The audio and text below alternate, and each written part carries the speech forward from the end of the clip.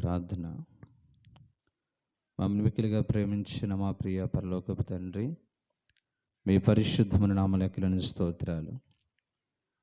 2024 సంవత్సరం అంతే కూడా మీ కృపలో దాచి కాపాడి సంరక్షించి 2025 సంవత్సరంలో తండ్రి మొదటి పునరుద్ధానపు ఆరాధనలో పాలు పంచుకునే కృప మాకు ఇచ్చావు. ఈ దినం చూడలేక ఎంతోమంది కాలగర్భంలో కలిసిపోతున్న కేవలం నీ కృపతో మమ్మల్ని ప్రేమించి మాకు ఇచ్చిన ఈ ఆయుష్ కాలాన్ని బట్టి నీకు వందనాలు. నీ వాక్యాన్ని కొద్ది నిమిషాలు ధ్యానిస్తూ ఉండగా దేవా, నా సొంత జ్ఞానం బంధించి మీ ఆత్మ జ్ఞానం ద్వారా నీ ప్రజలతో మాట్లాడమని, అచ్చలుపు నన్ను మీ సిలువ చాటును మరుగుపరుచుకోమని, వినిచున్న వారికి మేలు కలుగునట్లుగా మీరే నాలో ఉండి స్పష్టంగా మాట్లాడమని యేసు నామమున బట్టి అడుగుచున్నాం తండ్రి, ఆమెన్.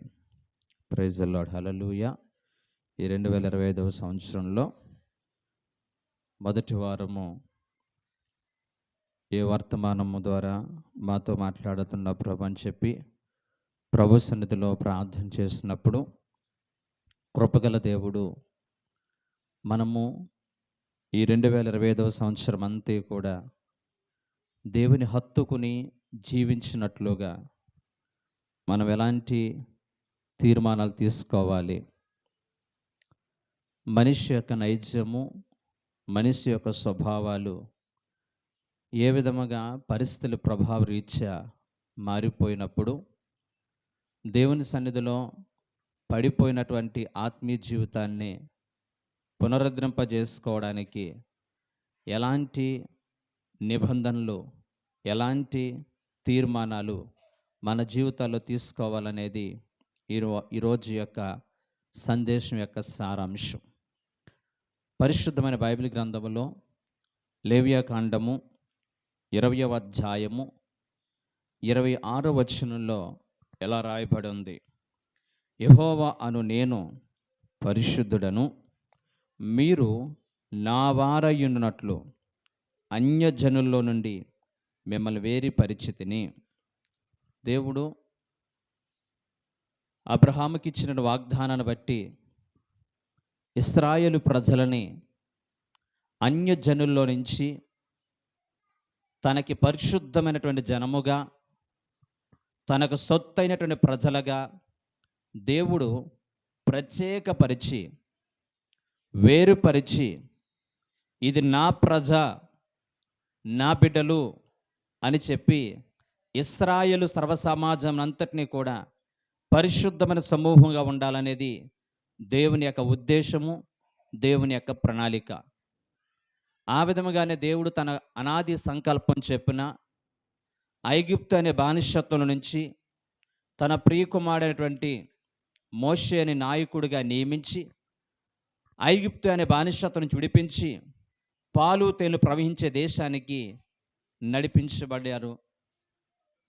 ఆ తర్వాత నాయకత్వం, యెహోషువ నాయకత్వం ద్వారా దేవుడు వాగ్దానం చేసినటువంటి కానాను దేశంలో అడుగుపెట్టారు. ఆ కానాను దేశంలో అడుగుపెట్టిన తర్వాత కాలం గడుస్తుంది. చక్కని సౌకర్యవంతమైన జీవితం. ఇప్పుడు ఇటుకల చేసుకుంటూ బ్రతకవలసిన అవసరం లేదు. ఐగుప్తీయుల యొక్క బానిసత్వంలో బ్రతికేటువంటి అవసరత లేదు. స్వేచ్ఛగా వారు కట్టినటువంటి ఇళ్లల్లో వారు నాటినటువంటి ద్రాక్ష ఫలాలు అనుభవిస్తూ సౌకర్యవంతమైన జీవితాన్ని జీవిస్తూ ఉంటున్నారు. అలాంటి సమయంలో ఇశ్రాయేలు ప్రజల యొక్క మనస్తత్వాలు, ఇశ్రాయేలు ప్రజల యొక్క వాళ్ళ యొక్క ఆలోచన విధానాలు అనేవి మారిపోవడం అనేది బైబిల్ గ్రంథంలో నెహెమ్యా గ్రంథము 9వ అధ్యాయము 16వ వచనాన్ని మనం చూస్తే, అయితే వారు మా పితరులను గర్వించి లోబడక నీ ఆజ్ఞలను చెవియొగ్గకపోయిరి, వారు విధేయులగుటకు మనస్సు లేని వారై తమ మధ్య నీవు చేసిన అద్భుతములు జ్ఞాపకం చేసుకొనక వాళ్ళ మనస్సుని కఠినపరుచుకునిరి అనే మాట నెహెమ్యా గ్రంథకర్త ఈ 9వ అధ్యాయం 16వ వచనంలో ఒకసారి ప్రస్తావిస్తూ ఉన్నారు.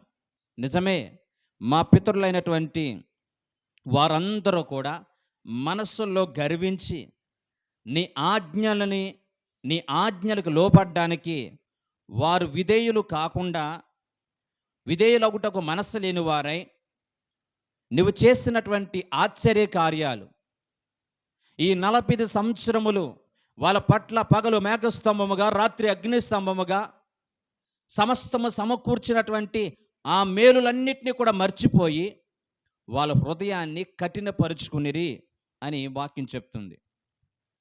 వాళ్ళ హృదయాలు కఠినపరుచుకున్నారు. దేవుని ప్రేమకి దూరమైపోయే పరిస్థితిలోకి వచ్చారు. అలాంటి సందర్భంలో కృపగల దేవుడు తండ్రి తన పిల్లల ఎడల జాలి పడినట్లు, ఈరోజు కాదు రేపు, రేపు కాదు ఎల్లుండ, ఏ రోజైనా కానీ నా ప్రేమ అర్థం కాకపోతుందా? నేను చేసినటువంటి ఆశ్చర్య కార్యాలు ఇశ్రాయేలు ప్రజలు గుర్తించకపోతారా అని చెప్పి అనేక మంది దైవ సేవకుల్ని ఆ ప్రాంతాన్ని పంపించి దేవుడు చేసిన మేలులను జ్ఞాపకం చేయడానికి సేవకులను పంపిస్తారు. ఈ మాటలో 9వ అధ్యాయము 26వ వచనంలో రాయబడుతున్న మాటలు, అయినను వారు అవిధేయులై నీ మీద తిరుగుబాటు చేసి నీ ధర్మశాస్త్రం లక్ష్యపెట్టక నీ తట్టు తిరగవలనని ప్రకటన చేసిన ప్రవక్తలను చంపి వారు నీకు బహు విసుగు పుట్టించిరి.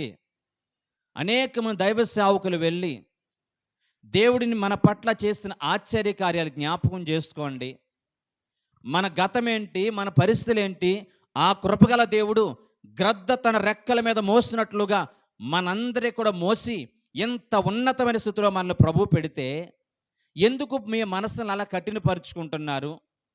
ఎందుకు మీ హృదయాల్ని అలాగా గర్వంతో నింపుకొని దైవ సేవకుడు చెప్పినటువంటి ఆ మాటలని గుర్తించలేనటువంటి ఒక రకమైనటువంటి అసహనంతో మీరు ఎందుకు బ్రతుకుచున్నారు అని చెప్పి అనేక మంది దైవ సేవకులను పంపించి వాళ్ళకి ధర్మశాస్త్రం గురించి, దేవుడు చేసిన మేలులు జ్ఞాపకం చేస్తుంటే వాళ్ళకి విసుగు పుట్టి, వాళ్ళకి ఏం పుట్టిందంటండి? విసుగు పుట్టి అక్కడికి వచ్చిన దైవ సేవకులను సహితము చంపినటువంటి భయంకరమైనటువంటి కఠినత్వంలోనికి ఇశ్రాయేలు ప్రజలందరూ కూడా వెళ్ళిపోయారు. ఇలా దేవుడు చూసి చూసి చెప్పి ఆయన చేయి విడిచిపెట్టి వారందరినీ కూడా క్రీస్తు పూర్వం 722వ సంవత్సరంలో అశ్షూరు రాజు చేతికి అప్పగించాడు. అశ్షూరు రాజు చేతికి ఒక చెరపట్టపరచబడ్డారు. అశ్షూరు రాజు చేతి కింద వాళ్ళందరూ కూడా బానిసలుగా మారిపోయారు. అయినా కానీ వాళ్ళ జీవితాల్లో ఏ రకమైన మార్పు కానీ, ఏ రకమైన దేవుని పట్ల విధేయత కానీ, దేవుని పట్ల పశ్చాత్తాపం కానీ వీళ్ళకి కలగకుండా ఉంటుంది.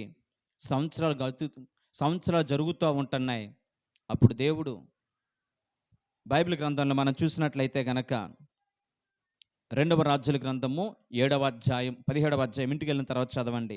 యోధా రాజు అయినటువంటి ఆహాజు ఏలుబడిలో 12వ సంవత్సరంలో యాలా కుమారుడైన హోషేయ షోమ్రోనులో ఇశ్రాయేలును ఏల ఆరంభించాను. ఆ రోజుల్లో ఇశ్రాయేలు ప్రజల యొక్క అవిధేయతను బట్టి ఈ అశ్షూరు రాజు వచ్చి వాళ్ళని చెరపట్టినట్లుగా చరిత్ర మనం చెప్పబడుతుంది. జాగ్రత్తగా వినండి, ఇది చరిత్రలో నుంచి మనం నేర్చుకునేటువంటి విలువైనటువంటి ఆత్మీయ అనుభవాలు. ఈ రోజున 2025వ సంవత్సరంలో, ఆ రోజున క్రీస్తు పూర్వం 586వ సంవత్సరంలో ఇశ్రాయేలు ప్రజల యొక్క చరిత్ర ఎలాగుందో, 2025వ సంవత్సరంలో ఆత్మ సంబంధిత ఇశ్రాయేలుగా పిలువబడుతున్నటువంటి మన పరిస్థితి కూడా ఎగ్జాక్ట్గా అలా ఉన్నదేమో కృపగల దేవుడు నీకు నాకు కూడా ఒకసారి వాక్యము ద్వారా హెచ్చరించాలని ఆయన ఆశపడుతూ ఉన్నాడు. ఆ తర్వాత కాలంలో ఇశ్రాయేలు ప్రజలను నెబుకద్నెజరు అనేటువంటి రాజు, బబులోను దేశపు రాజు, తన ఏలుబడిలో, ప్రపంచమంతా ఏలుబడుతున్నటువంటి తన ఏలుబడిలో 7వ సంవత్సరాన, ఈ మాటలన్నీ కూడా ఇర్మియా గ్రంథము 52వ అధ్యాయము 28 నుంచి 30 వరకు చదివితే బైబిల్లో ఈ యొక్క నెబుకద్నెజరు రాజు కాలములో ఇశ్రాయేలు ప్రజలకు సంభవించినటువంటి ఆ సంఘటనను గూర్చి ఇర్మియా గ్రంథకర్త 52వ అధ్యాయంలో స్పష్టంగా రాశారు. తన ఏలుబడిలో 7వ సంవత్సరంలో ఇంచుమించుగా 3023 మందిని బబులోను దేశం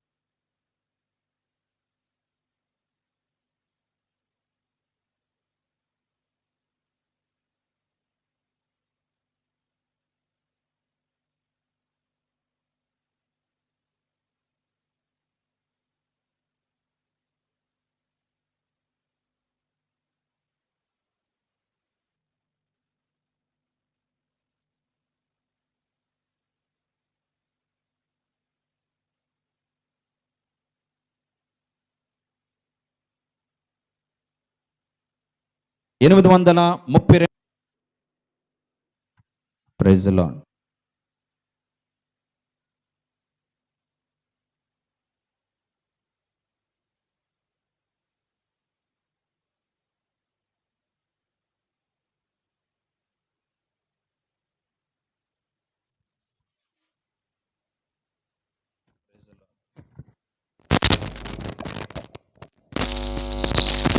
హల్లెలూయా.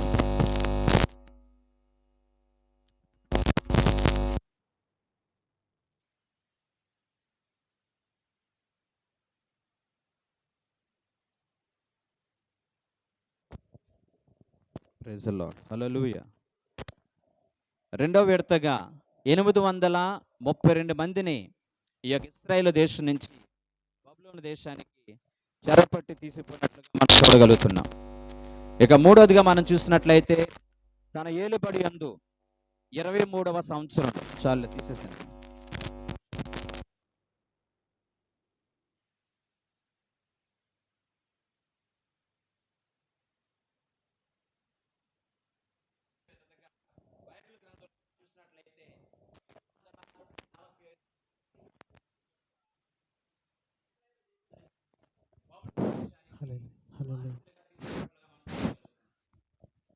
ఈ రకంగా ఇశ్రాయేలు ప్రజలందరూ కూడా అనేక మంది సేవకులను పంపించి దేవుని యొక్క చేస్తున్నప్పటికీ కూడా చేసుకున్నటువంటి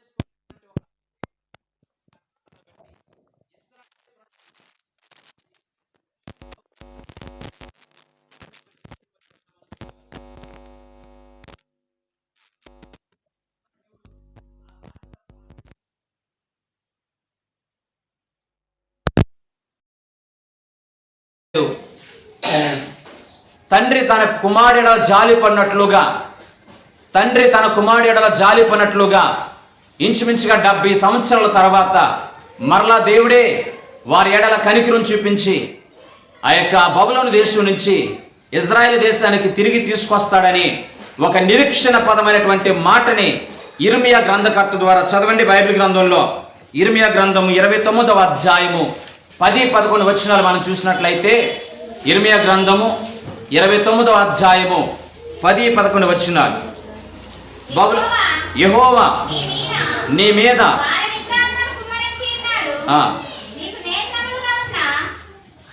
ఇర్మియా గ్రంథం 29వ అధ్యాయము 10-11 వచనాలు.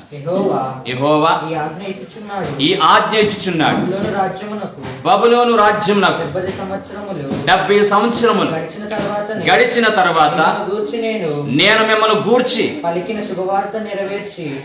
శుభవార్త నెరవేర్చి ఈ స్థలమునకు మిమ్మల్ని తిరిగి రప్పిస్తాను. Praise the Lord. హల్లెలూయా.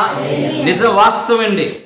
70 సంవత్సరాల తర్వాత మీరెంత అవిధేయులైనా, నేను మిమ్మల్ని ప్రత్యేకపరుచుకున్న జనాంగం, నేను మిమ్మల్ని ప్రేమిస్తున్నటువంటి ప్రజలు, మీరు నాకు సొత్తైన ప్రజలు కనుక మీకు బుద్ధి రావాలని చెప్పి 70 సంవత్సరాలు ఆ బబులోను దేశానికి మిమ్మల్ని బానిసలుగా నడిపించిన తర్వాత నేనే కలుగు చేసుకుని మిమ్మల్ని అందరినీ కూడా మిమ్మల్ని మరలా ఈ యొక్క దేశములోనికి, ఇజ్రాయేల్ దేశములోకి మిమ్మల్ని క్షేమంగా నడిపిస్తాను అని చెప్పి ఇర్మియా గ్రంథకర్త ద్వారా ఒక శుభసూచకమైనటువంటి వాగ్దానాన్ని ప్రభు చేశాడు. ఇందాక ఆరాధన చేస్తున్నప్పుడు చక్కని శ్రేష్టమైన అర్థాన్ని ఇచ్చేటువంటి ఆరాధన ఈరోజు నేను విన్నానండి. నిజమే, కృపగల దేవునికి ఎంత ప్రేమో, దేవుడు తనని ప్రేమించిన వారి ఎడల ఆయన చూపించేటువంటి వాత్సల్యత కానీ, తన బిడ్డల పట్ల ఆయన చూపించే అనురాగము కానీ, ఆయన పట్ల మనం ఇచ్చేటువంటి విశ్వాసపు అనుభవాన్ని బట్టి మన పట్ల దేవుడు చేసిన ఆశ్చర్య కార్యాలు కానీ ఊహకి మించిన కార్యాలు ప్రభు జరిగిస్తాడు. ఈ విధముగా ఇశ్రాయేలు ప్రజలందరూ కూడా ఆ బబులోను దేశానికి వెళ్ళిపోయిన తర్వాత ఆ బబులోను దేశంలో వాళ్ళకి ప్రార్థన లేదు, బబులోను దేశంలో వాళ్ళకి పాటలు పాడే అవకాశం లేదు. ఇంకా మనం చూడాలంటే ఐగుప్తు దేశంలో బానిసలుగా ఉన్నప్పుడు ఇశ్రాయేలు ప్రజలందరూ కూడా కేవలం బానిసలుగా మాత్రమే బ్రతికేవారు. వారికి వేరే సంబంధం ఉండేది కాదు. వాళ్ళ బానిసలు, వాళ్ళు పని చేసి పెట్టాలంతే, వాళ్ళు ఎటకలు చేసుకురావాలంతే. వాళ్ళని వీళ్ళు పట్టించుకునే వాళ్ళు కాదు, వాళ్ళు వీళ్ళని పట్టించుకునే వాళ్ళు కాదు. కానీ బబులోను దేశం అలా కాదు. వీళ్ళు బానిసలుగా బ్రతకడమే కాకుండా వాళ్ళకి ఇష్టమైన ఆరాధన దైవాన్ని కూడా పూజించాలి. వాళ్ళు కోరుకున్నటువంటి దైవుల్ని వీళ్ళు కూడా ఆరాధించాలి. ఆరాధించమంటారా, తీసుకెళ్ళి అగ్నిగుండంలో వేస్తారు. పూజించమంటారా, తీసుకెళ్ళి సింహాల బోన్లో వేస్తారు. ఇలాంటి భయంకరమైనటువంటి పరిస్థితుల్లోనికి ఇశ్రాయేలు ప్రజలందరూ కూడా తెలియకుండానే వెళ్ళిపోయారు. 70 సంవత్సరాలు కావస్తుంది. అక్కడే అనేకమైనటువంటి ప్రజలు విస్తరించారు. అలా విస్తరిస్తూ ఉంటుంటే కొంతమంది ఆ ప్రజలతో మమేకమైపోయి రాజీ పడిపోయి ఆ ప్రాంతంలో స్థిరపడి ఆ ప్రాంతంలో ఆస్తులు సంపాదించుకుని మేము ఇంకా ఇక్కడే ఉండిపోతాం, ఈ ప్రాంతంలో నివసిస్తామని చెప్పి అక్కడ స్థిరపడిపోయారు. కానీ దేవుడు వాగ్దానం చేసినట్లుగానే 70 సంవత్సరాలు అయిన అనంతరం తన యొక్క ప్రణాళిక చెప్పున ఈ యొక్క బబులోను అనే చెరలో నుంచి ఇశ్రాయేలు ప్రజలందరికీ విడిపించడానికి దేవుడు తన కాలం పరిపూర్ణమైనప్పుడు ఇశ్రాయేలు ప్రజలందరినీ విడిపిస్తానని వాగ్దానం చేసినట్లుగానే 3 విడతల్లో బబులోను రాజు అనే నెబుకద్నెజరు రాజు 3 విడతల్లో వాళ్ళందరూ తీసుకెళ్ళినట్లుగానే 3 విడతల్లోనే ఇశ్రాయేలు ప్రజలందరినీ కూడా బయటికి తీసుకురావాలని దేవుని యొక్క ఉద్దేశమై ఉంది.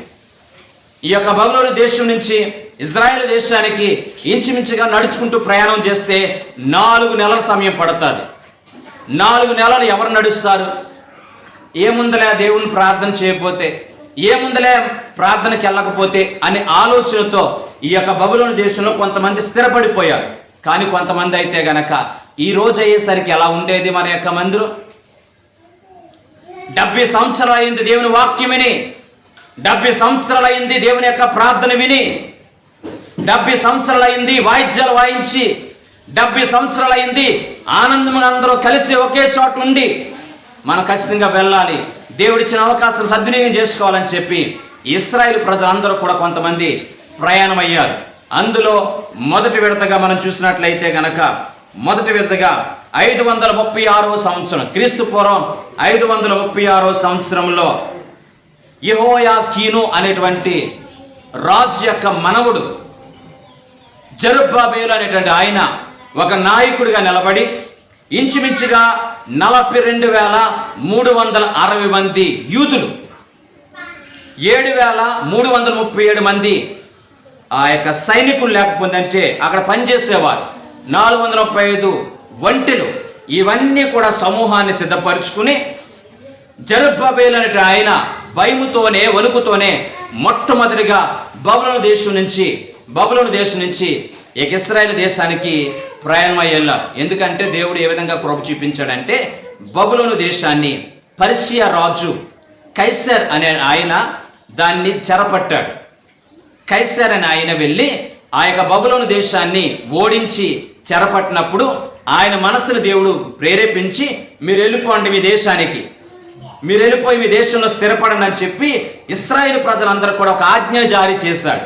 చూడండి, దేవుడు అన్యజనుల ద్వారా కూడా మనకు మేలు చేసే ప్రయత్నం చేస్తాడు. ఇప్పుడు వీళ్ళందరూ కూడా ప్రయాణం వెళ్తున్నారు. వాళ్ళకి నాయకుడుగా జెరుబ్బాబెలు ఉన్నాడు. వాళ్ళు వెళ్ళిన తర్వాత మందిరాన్ని చూశారు. 70 సంవత్సరాల క్రితం ముయ్యబడిన మందిరం ఇప్పుడు ఎలా ఉంటుంది?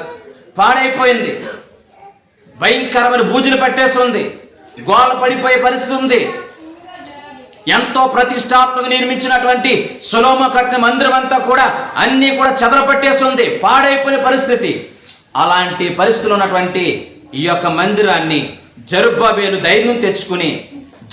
ధైర్యం తెచ్చుకుని విశ్వాసంతో ముందుకు వెళ్ళి ఆ యొక్క పాడైపోయిన మందిరాన్ని రీబిల్డ్ చేశాడు. పడిపోయినటువంటి ఆ దేవాలయాన్ని తిరిగి పునరుద్ధరింప చేయడానికి పని పూనుకున్నాడు ఈ యొక్క జరుబ్బాబెల్. దేవుని వాక్యాన్ని ప్రేమిలారా, దేవునికి దూరం అయిపోయి 2024 సంవత్సరంలో దేవుడు చేసిన మేలును మరిచి మనం దేవునికి దూరం అయిపోయినటువంటి ప్రతి ఒక్కరిని కూడా మనం పాడైపోయిన. ఎందుకంటే దేవుని యొక్క ఆరాధన లేనటువంటి దేవాలయాలు, దేవుని యొక్క వాక్యం ఆలయాలు ఏ విధంగా పడిపోతాయో మన యొక్క దేహాలు కూడా దేవునికి ఆలయాలు ఉన్నాయి కనుక ఈ ఆలయంలో దేవుని ఆరాధన జరగకపోయినా, పాటలు పాడకపోయినా, ప్రార్థన చేయకపోయినా ఇవి కూడా శిథిలమైపోయే పరిస్థితి, ప్రమాదం ఉంది. ఆ రోజున జరుబ్బాబెల్ని ఏ విధంగా దేవుడు నియమించుకుని పడిపోయినటువంటి ఆ దేవాలయం తిరిగి నిర్మించాడో ఈ మధ్యాహ్న కాల సమయంలో మన ఆలయాల్ని కూడా ఈ 2025 సంవత్సరంలో తిరిగి నిర్మించేటువంటి అవకాశాన్ని కృపగల దేవుడు నీకు నాకు అవకాశం కల్పించాడు. మనమందరము కూడా పాడైపోయిన దేవాలయాన్ని తిరిగి బాగు చేసుకునేటువంటి కృప దేవుడు మనందరికీ దయచేయును గాక. ఆమేన్. రెండో విడతగా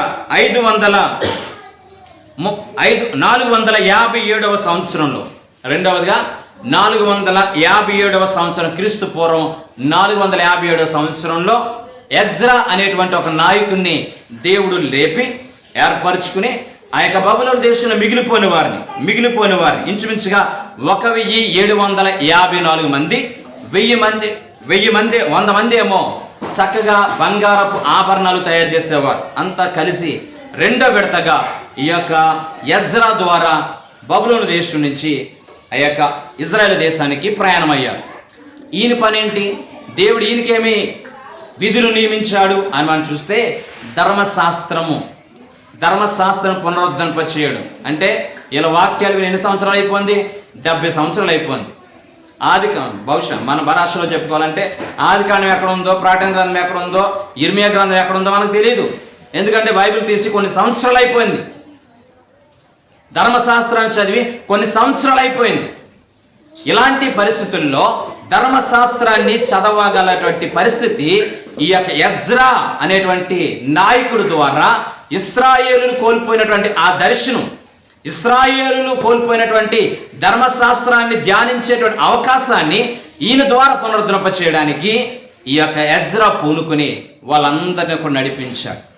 వాళ్ళందరూ నడిపించి ఆయన బాధ్యత ఏంటంటే ధర్మశాస్త్రాన్ని పునరుద్ధరింప చేయాలి, ఇశ్రాయేలు ప్రజలకి దేవుని వాక్యాన్ని వినిపించాలి, దేవుని వాక్యాన్ని బోధించాలి. అలా బోధించాలంటే మొదట ఏం చేయాలి అని చెప్పి ఎజ్రా 3 ప్రాముఖ్యమైన అనుభవాలు ఎజ్రాలో కనిపిస్తాయి. అందులో మొట్టమొదటిది ఏంటి తెలుసండి? దేవుని వాక్యమును ధ్యానించాడు. ఏం చేశాడండి? దేవుని వాక్యాన్ని ధ్యానించాడు. మొట్టమొదటిగా వాక్యాన్ని ఇతరులకు చెప్పే ముందు, వాక్యాన్ని ఇతరులకు ప్రకటించే ముందు మొదట ఒక సేవకుడిగా నేను, ఒక విశ్వాసగా మీరు ఇతరులకి దేవుని వాక్యాన్ని చెప్పే ముందు మొదట మనం దేవుని వాక్యాన్ని ఏం చేయాలంటే అధ్యానం చేయాలి, ధ్యానం చేయాలి. ధ్యానం చేయకుండా, సరిగ్గా వాక్యం చదవకుండా, సరిగ్గా వాక్యాన్ని ధ్యానించకుండా, నాకు నచ్చినట్లుగా, నాకు మెచ్చినట్లుగా 4 విషయాలు చెప్పే ప్రయత్నం చేస్తే సంఘం బలపడదు. కాబట్టి ఎజ్రా ఏం చేయాలో తెలుసా? దేవుని వాక్యమును హృదయంలో ధ్యానించాడు, ధర్మశాస్త్రాన్ని హృదయంలో ధ్యానించాడు. రెండవదిగా ధర్మశాస్త్రం ధ్యానించడమే కాదు, ధర్మశాస్త్రాన్ని పాటించాడు. ఏమంటదండి? ధర్మశాస్త్రాన్ని పాటించాడు. బోధించడం చాలా ఈజీ, దాన్ని పాటించడం అనేది చాలా కష్టం. ధర్మశాస్త్రం బోధించాడు, ధర్మశాస్త్రాన్ని పాటించాడు. ఇప్పుడు మూడవదిగా ధర్మశాస్త్రాన్ని బోధించాడు. అర్థమైందండి? ధ్యానించాడు, పాటించాడు, ఇప్పుడు బోధించాడు.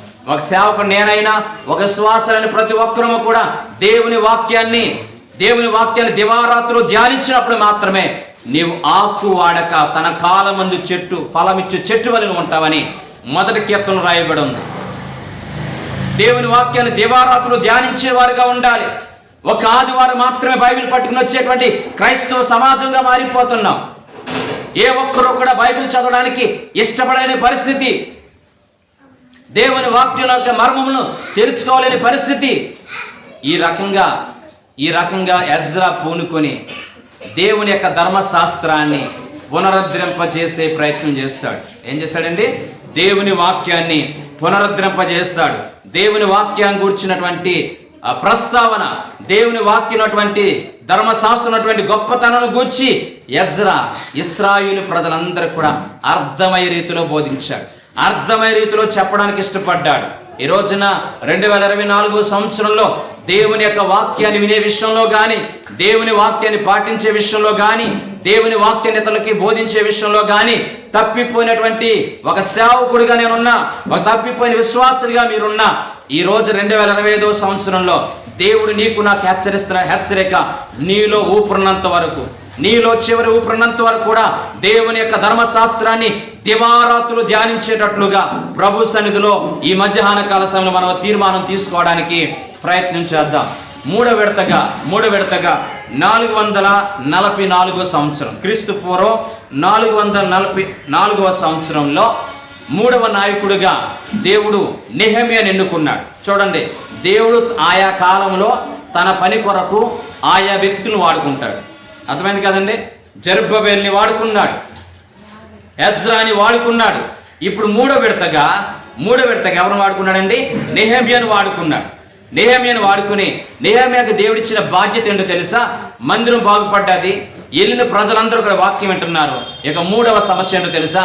ఆ మందిరం చుట్టూ ఉన్నటువంటి యెరూషలేము చుట్టూ ఉన్నటువంటి గోడలన్నీ కూడా పడిపోయినాయి, ప్రాకారాలు పాడైపోయినాయి.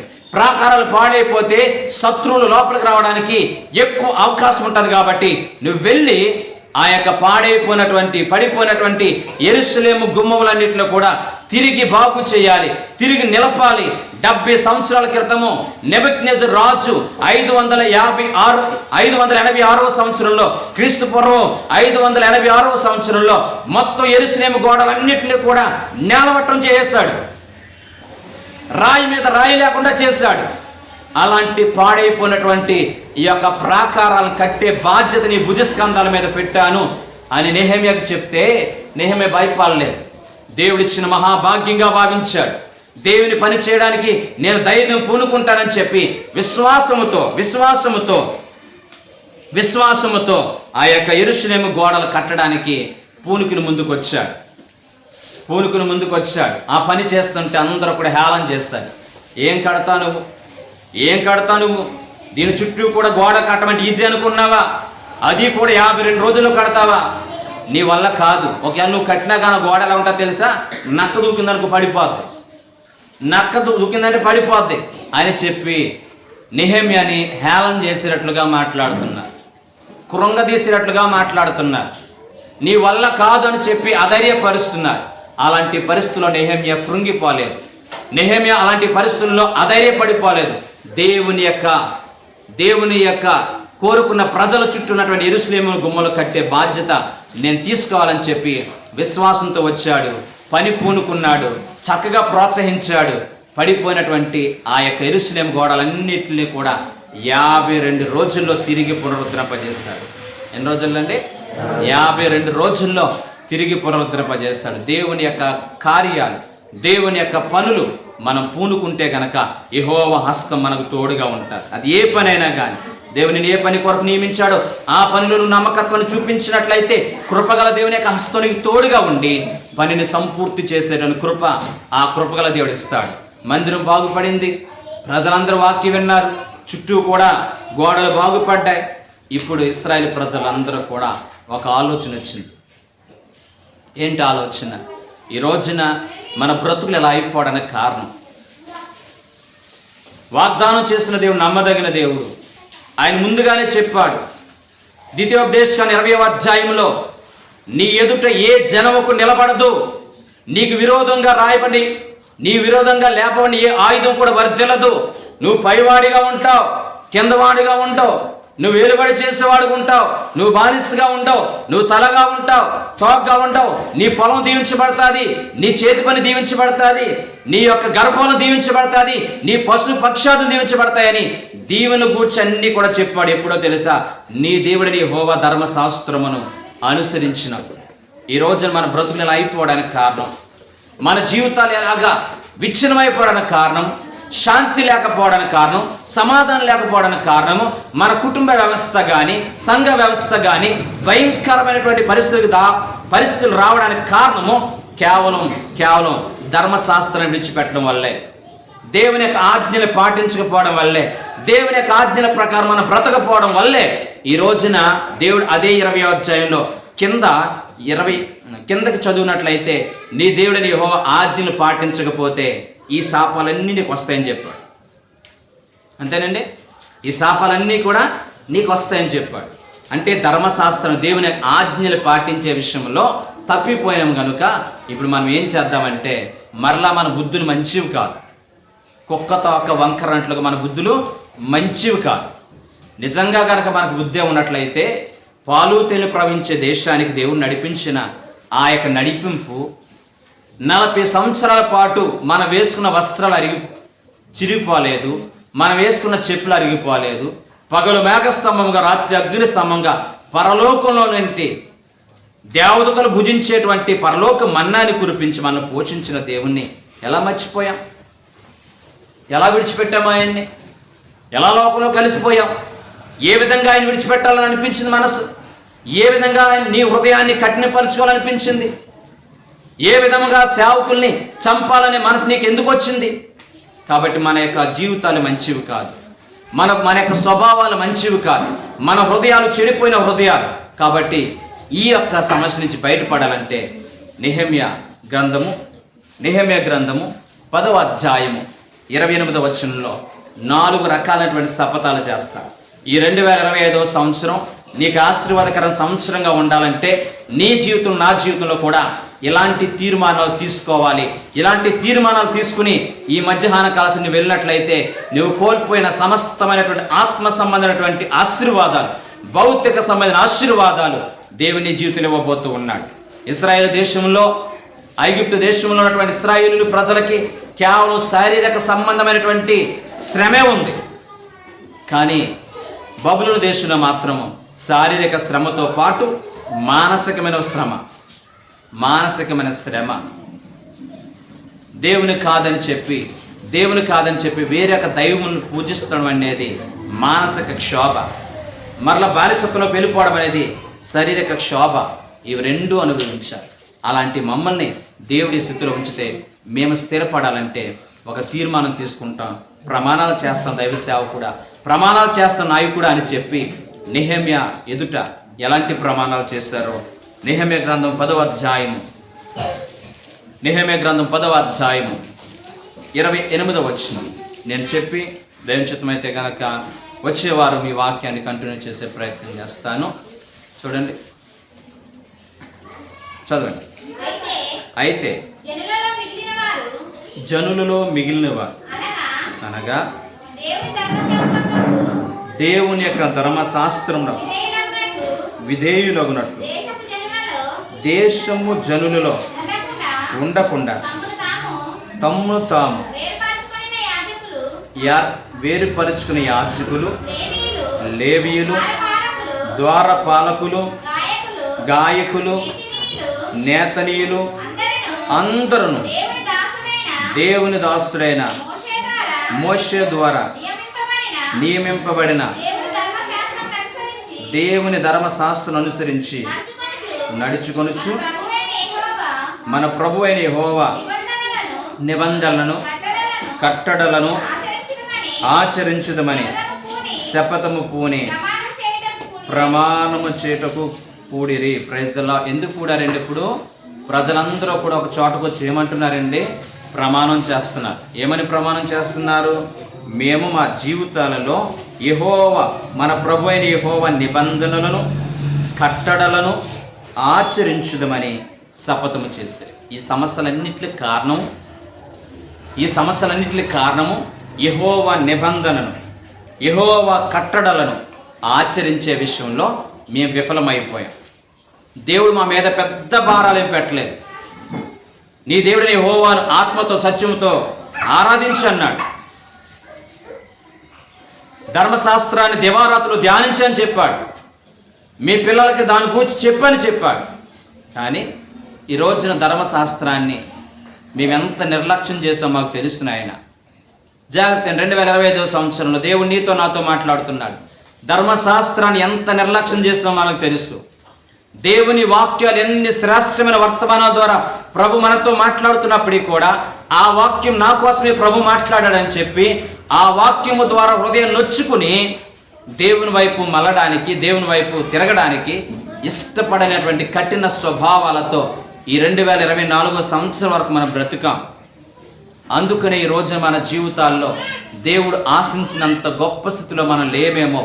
దేవుడి ఈ మధ్యాహ్న కాల సమయంలో మనతో మాట్లాడుతున్న మాట, యెహోవా ధర్మశాస్త్రమును ఆయన నిబంధనలను తూచా తప్పుగా మేము పాటిస్తామని చెప్పి అందరూ కూడా ఈ యొక్క మధ్యాహ్న కాల సమయంలో మీ హృదయాల్లో ఒక శపథం పూనుకోనండి, ఒక తీర్మానం తీసుకోండి. నా బ్రతుకు కాలంలో నేనైనా నా పిల్లలైనా వాక్యం చదవకుండా నిద్రపోము, వాక్యం చదవకుండా మేము బయటికి వెళ్ళం, వాక్యం చదవకుండా మేము టిఫిన్ చేయము, వాక్యాన్ని దివారాత్రులు ధ్యానిస్తాం. ఎందుకంటే ఆది యందు వాక్యం ఉండెను, వాక్యమే దేవుడైండెను, ఆ వాక్యమే కృపా సత్య సంపూర్ణుడిగా మన మధ్యన వసించెను అని వాక్యం చెప్తుంది. కాబట్టి ఈ క్రైస్తవ జీవితానికి బలమైన పునాది వేకువ చుక్క చీకటి బ్రతుకుల వెలుగుని నింపేది దేవుని యొక్క వాక్యం. నీ వాక్యము నా పాదములకు దీపమని వాక్యం చెప్తుంది. ఇలాంటి వాక్యాన్ని, ఇలాంటి శ్రేష్టమైన వాక్యాన్ని మన జీవితాల్లో ఎన్ని విధాలుగా నిర్లక్ష్యాన్ని మనం ప్రదర్శిస్తున్నాం. వాక్యాన్ని ఎన్ని సందర్భాల్లో మన పెడవ చెవిని పెట్టేవారుగా ఉంటున్నాం. వాక్యాన్ని విని మర్చిపోయేవారు ఎలా ఉంటారో తెలుసండి. అద్దంలో తమ ముఖం చూసుకుని బయటికి వెళ్ళిన తర్వాత ఎలాగైతే మన ముఖం మర్చిపోతామో అలాంటి వాడని చెప్పి బైబిల్ గ్రంథంలో యాకోబు పత్రిక 1వ అధ్యాయము 22వ వచనాన్ని మనం చూసినట్లయితే, యాకోబు పత్రిక 1వ అధ్యాయము 22వ వచనం, ఎవడైనా వాక్యం విని దాని ప్రకారం జీవించకపోతే వాడు అద్దములో తన సహజ ముఖము చూసుకుని బయటకు వెళ్ళిన తర్వాత మర్చిపోయేవాడు ఎలా ఉంటాడో అలాంటి వాడు అని చెప్పి వాక్యం చెప్తుంది. అంటే వాక్యం విని ఆ వాక్యం ప్రకారంగా బ్రతకపోతే అద్దంలో ముఖం చూసుకుని బయటకు వెళ్ళిన తర్వాత ఎలా మర్చిపోతామో మనం కూడా ఈ గేట్ బయటకు వెళ్ళిన తర్వాత ఆదివారం ఏ వాక్యం ద్వారా ప్రభు మాట్లాడాడంటే మర్చిపోయేటువంటి దుస్థితిలో మనం ఉంటున్నాం. ఆకాశము గతించిన, భూమి గతించిన, నా మాటలు ఎన్నడూ కూడా ఏమవ్వండి, గతించిపోవని యేసుప్రభు వారు స్వయంగా చెప్పారు. దేవుని వాక్యం స్పష్టంగా చెప్తుంది, ప్రతి క్రైస్తవుని జీవితము వాక్యమని పునాది మీద కట్టబడాలి.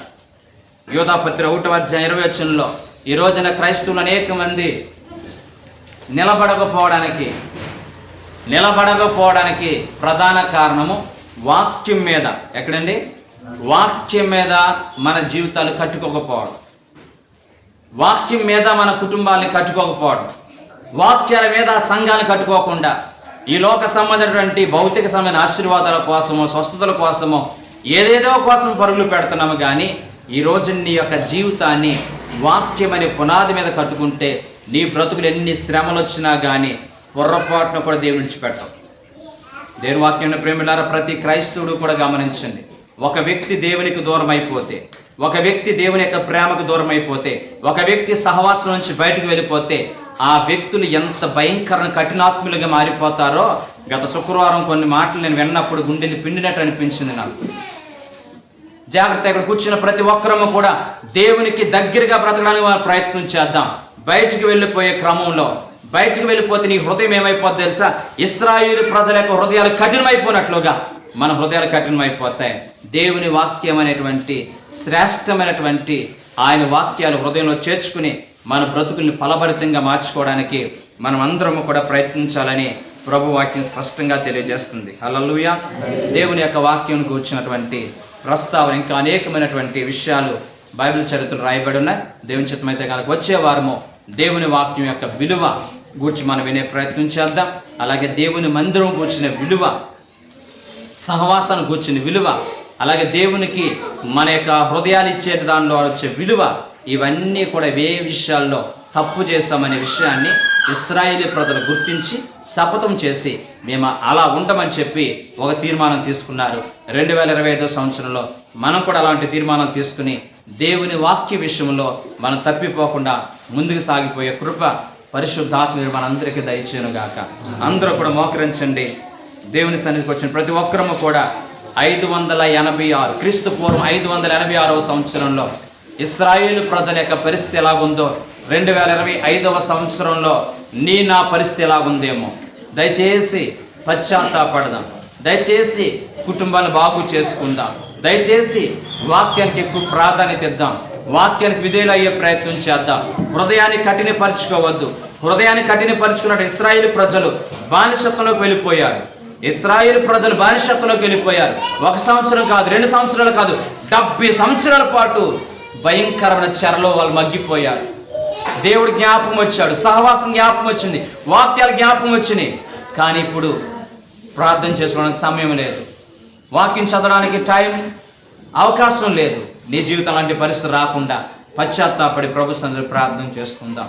మహాగణుడ, మహోన్నతుడ, సర్వాధికారి, సర్వసృష్టికర్త, ఈ యొక్క మధ్యాహ్న కాల సమయం నీ వాక్యం ద్వారా మాతో మాట్లాడారు తండ్రి. విన్న వాక్యాన్ని మా హృదయమైన పలక మీద రాసుకుని దాని ప్రకారం జీవించే కృపే ఉన్నాయన. 2024వ సంవత్సరం వరకు నా జీవితంలో వచ్చే ప్రతి కష్టము, నా జీవితంలో వచ్చే ప్రతి శ్రమ, నా జీవితంలో వచ్చే ప్రతి ఇబ్బంది నీ వాక్యానికి విరుద్ధంగా బ్రతికిన కారణాన్ని బట్టి గుర్తెరిగి 2025 సంవత్సరం నీ వాక్యం ప్రకారం జీవించే కృప మాకందరికీ దయచేయండి. విన్న వాక్యం ప్రతి హృదయాల్లో నీరు కట్టి ఫలింప చేయమని యేసు నామమున బట్టి అడుగుచున్నాం తండ్రి. Praise the Lord. హల్లెలూయా.